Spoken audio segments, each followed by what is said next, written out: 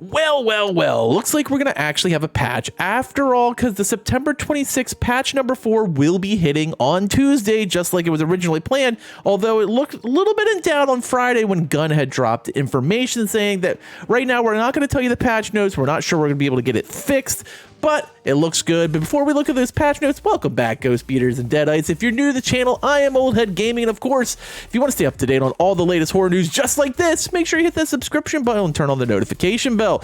So, we are indeed having a patch. We're going to take a look at those notes right now and see what is going to be included.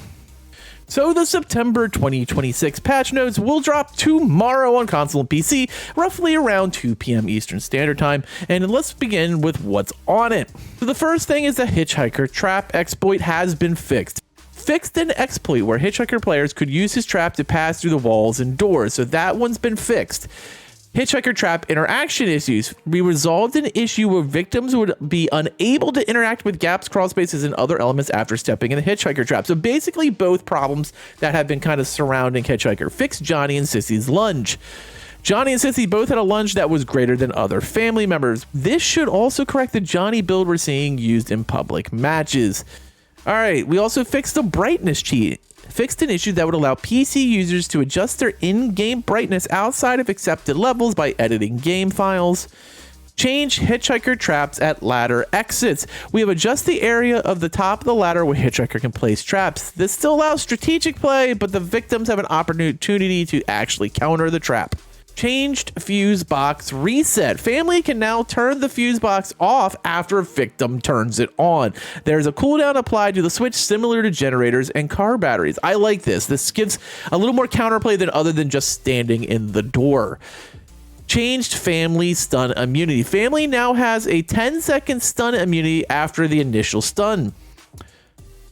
So basically, if you get stunned, whether it's Leland's shoulder or you get stabbed, you have a 10-second window where they can't stun you again. There is no stun immunity after a family member is stunned by a victim bursting out of a hiding place.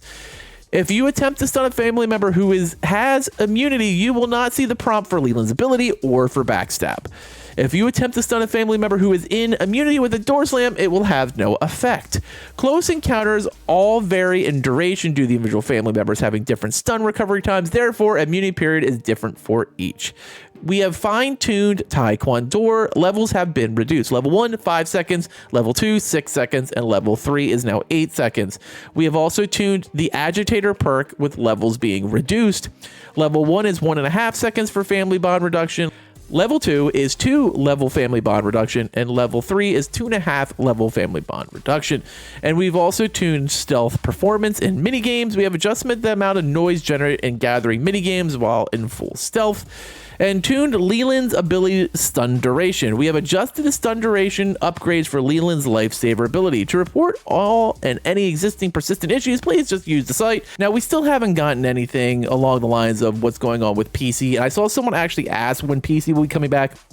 And the only response from Gunn at this point was, we're working on it. So the estimate of 1 to 2 months seems to be pretty plausible because we are going into the 4th update and we're still no closer to getting PC back with the rest of it. But otherwise, I actually like a lot of the stuff they're doing here. We aren't seeing any talks yet about content. And when Wes has been asked about content, basically trying to hint at, we all know Nancy, Danny, and the new map are coming. He just basically says right now we're focused on fixing what's wrong and fine-tuning the game, which is a good response. I still think we probably see in about a month we see the first content drop, but I'm pretty happy with this overall adjustment to the game. What do you think? I want to hear your thoughts in the comments below. As always, thanks for watching, and later, mates.